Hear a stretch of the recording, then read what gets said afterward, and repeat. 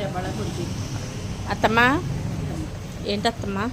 పూలు కడుతున్నాను అత్తమ్మ. నా డ్యూటీ రోజు పొద్దున్నే డ్యూటీ ఏంటి, పువ్వులు కట్టే డ్యూటీ. చక్కగా వేసాను, స్నానాల పూజలు అయినాయి. పూజ అయిన తర్వాత కొంచెం టిఫిన్ చేసాను, టీ తాగాను. ఇక పువ్వులు ముందు పెట్టుకుని కూర్చున్నాను. ఒక దండ కట్టాను. అవి ఏంటంటారు అట్లని, కవరి పువ్వు, కరివేరు. ఆ కరివేరు పూలేమో లక్ష్మీదేవికి వేసాను. ఆ పారిజాత పూలన్నీ ఏరుకొచ్చాను, కృష్ణుడి దగ్గర వేసాను, కొన్ని ఏమో బాబా దగ్గర వేసాను.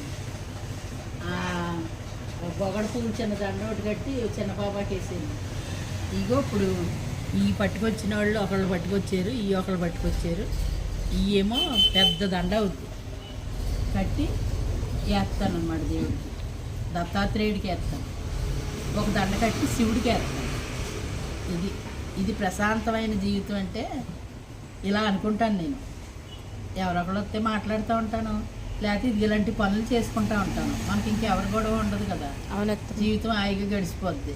రోగాలు ఉన్నా, రొచ్చులు ఉన్నా, ఏ ఉన్నా మర్చిపోతాం. ఈ ఆనందంలో తేలిపోతాం. భగవంతుడి సేవకు మించింది ఏదీ లేదు. సరే అత్తమ్మ. ఇదనమాట, ఇలా కడుతున్నాను.